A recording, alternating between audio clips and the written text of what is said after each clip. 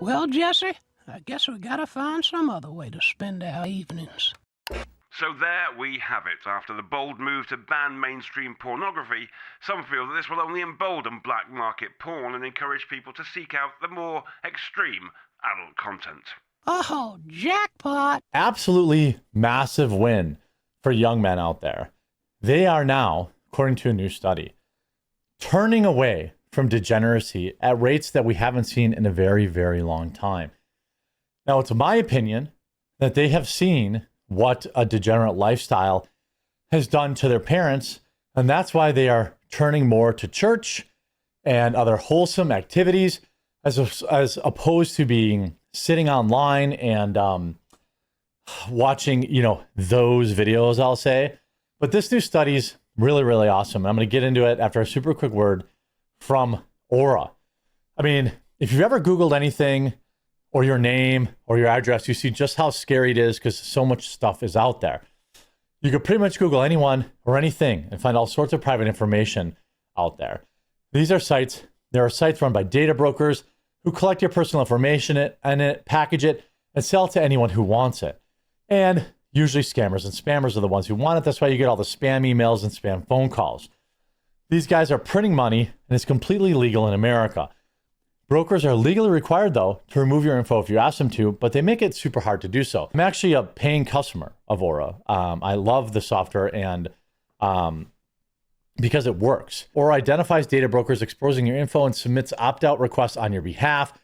Give Aura a few weeks, you'll stop seeing your information on those sketchy websites and research for yourself to confirm it. Aura also continuously monitors the dark web to let you know if they find any of your information out there. And they're going to let you know fast if anyone tries to use this information to access your bank accounts. Plus, should the worst happen, they give you up to $5 million in identity theft insurance.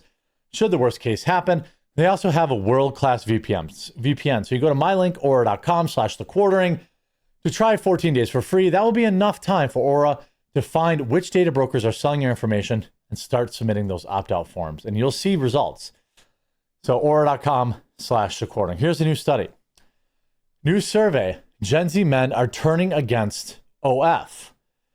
Young men and older men are mostly supportive of restricting access to online spicy videos. Percentage of Americans who favor making it more difficult to access this stuff. Ages 25 to 34 are only at 50%. Where men are at 50%, women are at 69%. Giggity. 35 to 44 men, only at 48%, where 70% of women are against it. 45 to 54 men, only 47% against it, where 81% of women are against it. This is probably the age where you start having kids that might be having access to it. 55 to 64, 66% of men. Suddenly at age 55, men walk in on their sons and they change their mind. It goes up to 66. 87% of women, and 65 plus goes up to 73 and 87. Women, pretty based after 45. Now, if you look at the 18 to 24 chart for men, it's at 64%. That's higher than, to reach the 64s, they're more based than everybody up until getting to age 55. America's cultural crossroads. Enduring discontent during disconnection and an uncertain future. After the 2024 presidential election, the American public remains largely pessimistic about politics, although partisans have dramatically different views about the country's direction. Despite Trump's comfortable margin of victory, neither party is well regarded by the public, and Trump's standing with younger voters is not as strong as the voting might suggest. The Democrats face their own challenges among left-leaning Americans. Still, the public is somewhat upbeat about their fellow citizens. Most believe that Americans generally treat other people with respect. The Survey Center on Americans' Life's new survey reveals that numerous salient cultural issues, the public is changing course. In the early months of Trump's second presidency, support for mass deportation of immigrants living in the country illegally is higher than it's been in 10 years. Most Americans now support this policy. American attitudes about gay rights have undergone significant shifts since 2020. Today, most Americans believe the country has done enough to give equal rights to gay and lesbian people, 5 years ago, the public was essentially split. It's been like 20 years since, it's been about 20 years for people who, since they needed any kind of rights, You see, let's go down here. Americans are dissatisfied with how things are going in the United States. Here's Republican satisfaction with the country spiked after President Trump, seeing a 71% satisfaction rate with Republicans. That's because Doge was wildly, wildly popular, and so was deportations. Now, Doge is not really at the front of the conversation, and a lot of people are pissed off about not releasing the files and things like that. Look at the Democrats. 12. It was only at 51% in 2024. The left's approval has now gone to 12%. 12. College-educated women are becoming less optimistic about the future of the country. Here you have the standard All Americans line in the middle, 47. It's actually been improving since 2021, generally improving a point or so. Well, it's 49, 48, 49, so it's about to stay the same, I guess. But women have gone from 49 to 45 to 36. Who's surprised? Women, am I right? If we look at some of the other stuff, over half of young women say they have no close friends who support Trump. But I would argue that more than half of young women have no close friends.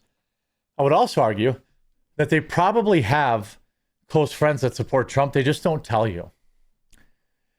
In my experience, women are completely incapable of having quote unquote close friends because they just lie to each other. That's in general what women do. They lie to each other. Neighborhoods and community. Let's go down here. Fewer Americans visit third places after lockdowns. Americans with more friends place more trust in strangers. That's not surprising. Fewer than half of single men report receiving any physical affection in the past week. That's an issue. Now, if you're single, I don't know how much physical affection you're going to get, but single women, 45%. So 55% of women are getting some action, single women. That's not really that surprising, is it? Here's what's interesting. 72% of married women report having any physical affection in the past week. But 81%, of men, 72% of men got some physical affection, while 81% of married women. Girls be cheating. Girls good. Now, what's probably the source for this discrepancy is that men and women define physical affection differently. Men, I think, view physical affection as, going all the way. Women probably view it as like a hug or a nice light tap on the butt or something like that. I don't really know. Single men with fewer friends are less likely to have gone on a date recently. Well, duh. Married Americans report higher satisfaction. Good. Most Americans now favor deporting illegals at 55-45. Good. People are over the gay rights things. Here, the young men and older men are supportive of restricting access to online videos. And again, Gen Z men, frequent video use is linked to negative mental health among Gen Z millennials. We have the science. Frequent use looks at OF. If you're using these type of videos frequently, it is actually profoundly harmful to mental health. The question is critical, not only regarding the validity of the laws, but with online videos like this have become much more prevalent today with easy access provided by smartphones. In fact, spicy videos are now a dominant form of interest on social media content available to anyone regardless of age. Young adults tend to be the most active in these type of videos users, with the average age of first exposure being as young as 12, including many children that happened upon it at 10 years old or even younger. Now, I mean, every kid found his dad's nudie magazine, or, you know, that one dad on the block, the kid knew where his dad stashes magazines. But it was definitely much more difficult to get access to these type of things, right?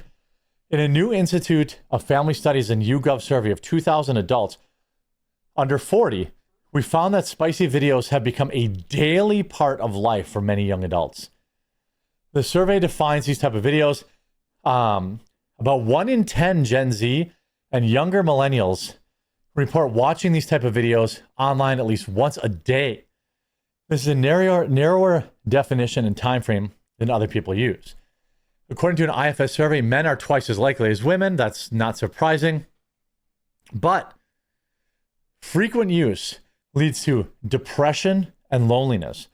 Frequent use of these types of videos is linked to higher levels of depression and loneliness among young adults. If you watch it once a day, you're down or depressed 32, 36%. Several times a week, 26. Never such a few times a year, 19 to 20. There's a direct correlation between watching these type of videos less and being happier and less lonely. This is what I tell people. I'm not like a total dork. Like, I get it. Sometimes fellas just got to get the poison out. I get it. But ultimately, you know, the science doesn't lie. You know, it has become a public health hazard. And I'm really happy to see Gen Z turning against it. And I have a feeling it's because their millennial parents, you know, have been engaging in it. You know, that's my guess. Let me know what you think. Is this a good sign? I think it is. We'll talk to you again real soon.